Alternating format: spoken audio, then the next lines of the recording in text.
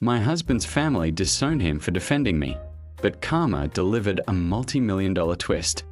I'm using a throwaway account because some of our family members are extremely internet savvy, and I don't want this traced back to us. My husband, Alex, and I have been married for 5 years, together for 7. We have a beautiful 3-year-old daughter, Lily, who is the light of our lives. When Alex and I started dating, I knew his family was, well, a lot. His mother, Brenda, and his sister, Chloe, were particularly difficult. His father, Robert, was more passive but always sided with Brenda. Alex also has an older brother, David, who is the golden child, a doctor, married to a sweet woman named Sarah, with 2 perfect children. David rarely got involved in the family drama, mostly because he was never the target. It was always Alex and me from the very beginning. Brenda made it clear she didn't approve of me. I come from a working-class background. My parents are wonderful, but they're not doctors or lawyers. I have a good job in marketing, and Alex is an engineer. We are comfortable, but we are not wealthy by any means. Brenda, on the other hand, comes from old money, or so she constantly reminded everyone. Her family founded a small, but once prominent, regional bank that was eventually acquired by a larger national bank. She held on to that legacy with an iron grip. The first Thanksgiving I spent with Alex's family, Brenda asked me, in front of everyone, what my career aspirations were. I told her I was happy in my current role and looking forward to advancing within my company. She scoffed. Oh, so no aspirations for anything truly meaningful? Like medicine, or law, or perhaps marrying into a family that could provide real opportunities. Alex immediately stepped in, saying, "Mother, that's incredibly rude. My girlfriend's career is her own business, and she's doing incredibly well." That was the first time I saw Alex stand up to his mother, and it made me love him even more. But it also marked me. From that day on, I was the enemy. Chloe, Alex's sister, was Brenda's mini-me. She was a year older than Alex, perpetually single, and incredibly bitter. She worked for a non-profit, which Brenda considered beneath her, but Chloe enjoyed the moral high ground it gave her while still benefiting from her parents' financial support. Chloe saw me as competition, not for Alex's affection, but for Brenda's attention. If Brenda was criticizing me, Chloe would chime in with her own veiled insults, often disguised as helpful advice. Things escalated significantly after Alex and I got engaged. Brenda insisted on planning the entire wedding, down to the color of the napkins. I tried to assert some of my own preferences, like wanting my mother to help with the flower arrangements, but Brenda shut me down every time. "Darling," she'd say with a saccharine smile, "you wouldn't want to embarrass yourself, would you? My florist is simply the best. Your mother's, well, her taste might not be quite what we are going for." Alex tried to mediate, but Brenda was relentless. Eventually, I just gave up on the wedding planning and let her have her way, choosing my battles. I just wanted to marry Alex. The wedding itself was beautiful, but overshadowed by Brenda's constant need to be in control. She made a toast where she praised Alex for finally seeing the light and choosing a suitable partner, completely ignoring my existence. She also made a point of introducing me to various distant relatives as Alex's wife, the marketing girl, while introducing Sarah, David's wife, as Dr. David's wonderful wife, who has impeccable taste. It was humiliating, but I smiled through it, focusing on Alex and the joy of finally being married. When I became pregnant with Lily, the drama reached an all-time high. Brenda immediately started dictating how I should eat, what prenatal vitamins I should take, and even how I should decorate the nursery. She insisted on buying all of Lily's baby clothes, all in shades of beige and cream, because colors are so tacky. She also made repeated comments about how I was too tired or too emotional, implying I wasn't cut out for motherhood. Chloe joined in, frequently sending me articles about natural parenting and attachment parenting with passive-aggressive notes like, "Just thought you'd want to be informed, unlike some people." The worst incident occurred at Lily's first birthday party. We decided to host it at our house, a modest but comfortable suburban home. Brenda and Chloe arrived an hour late, scrutinizing everything. Brenda then announced, loudly enough for all our guests to hear, that she had a surprise for Lily. She then presented a massive, expensive dollhouse, far too big for our living room, saying, "This is what a real grandchild deserves, not these plastic monstrosities," gesturing to the toys we had bought Lily. It was a thinly veiled jab at our financial status. Alex, who had been trying to remain calm, finally snapped. He took Brenda aside and told her, in no uncertain terms, that her behavior was unacceptable and that if she couldn't be respectful, she should leave. Brenda was absolutely stunned. No one had ever spoken to her like that. She stormed out, with Chloe trailing behind her, muttering about how ungrateful we were. That was the turning point. After that party, Brenda and Chloe completely cut us off. They refused to answer our calls, and when Alex tried to visit, Brenda slammed the door in his face. Robert, Alex's father, called a few times, trying to be the peacemaker, but always ended up siding with Brenda, saying Alex needed to apologize for his disrespectful behavior.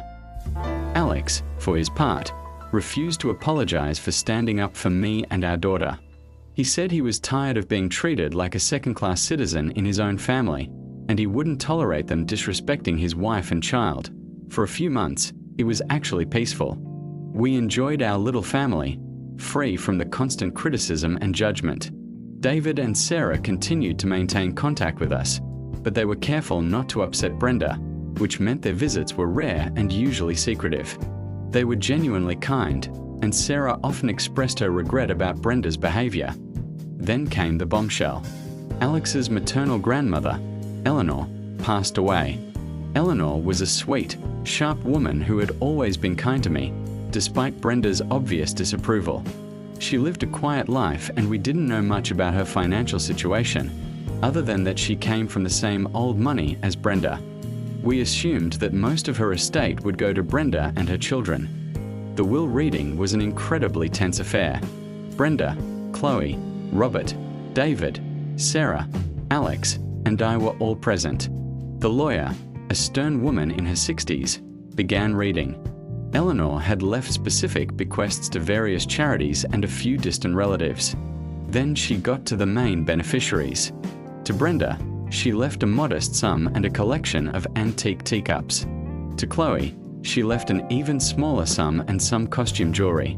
David and Sarah received a comfortable amount, enough for a nice nest egg for their children. Then came Alex. The lawyer paused, took a deep breath, and read, "To my grandson, Alexander, who has always demonstrated integrity, kindness, and unwavering loyalty to those he loves, and who has bravely stood up against injustice, I leave the remainder of my estate, including all properties, investments, and trusts, valued at approximately $15 million. The room went silent. You could hear a pin drop. Brenda's face was a mask of shock, then pure rage. Chloe gasped, then started whispering furiously to her mother. Robert just stared, his mouth agape. Alex looked at me, bewildered, then back at the lawyer, as if he hadn't heard correctly. The lawyer continued, "Grandmother Eleanor also included a letter to Alex, which I will read now." She pulled out a sealed envelope and opened it. "My dearest Alexander," the letter began, "I have watched you grow into an extraordinary man. You possess a strength of character that many lack, and a kindness that shines brightly. I have also witnessed, with great sadness, the way your mother and sister have treated you and your wonderful wife.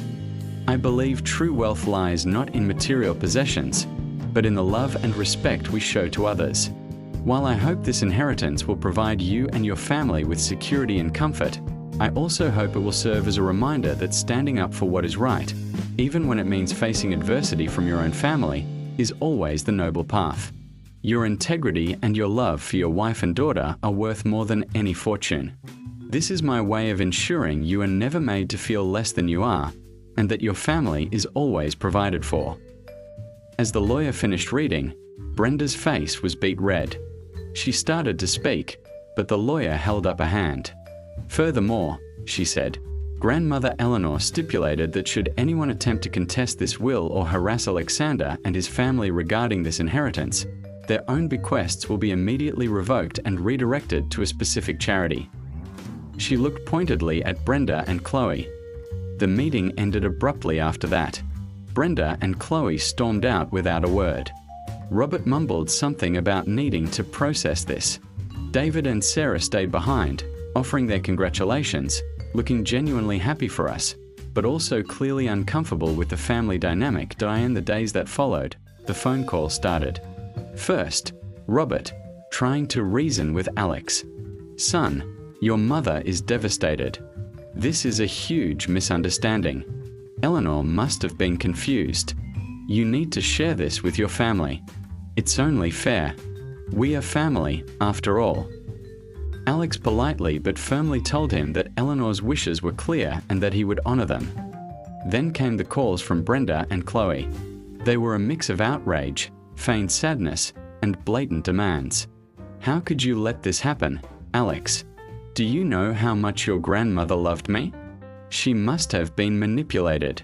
This money belongs to the family. You need to do the right thing and share it. Chloe deserves a substantial inheritance. She's been working so hard for that nonprofit. She needs it. And I certainly deserve more than antique teacups." Alex simply repeated, "This was Grandmother Eleanor's wish. I intend to honor it. And if you continue to harass us, as the will stipulates, your own bequests will be revoked. I don't want to do that, but I will if I have to." The mention of the clause immediately silenced them. They knew Eleanor had a fierce legal team, and she wouldn't have put that in if she wasn't serious. For a few weeks, there was an uneasy quiet. Then Brenda tried another tactic. She started calling mutual family friends, spreading rumors that Alex had manipulated Eleanor in her final days, that I was a gold digger, and that we were ungrateful for the family's support. This backfired spectacularly. Many of Eleanor's friends knew Brenda's true nature and saw through the lies. They rallied around us, offering support and sharing stories of Eleanor's admiration for Alex and how much she disapproved of Brenda's treatment of us. One particularly memorable incident involved a distant cousin, Margaret, who was notorious for being a gossip but also surprisingly fair. Brenda called Margaret, ranting about us, expecting sympathy.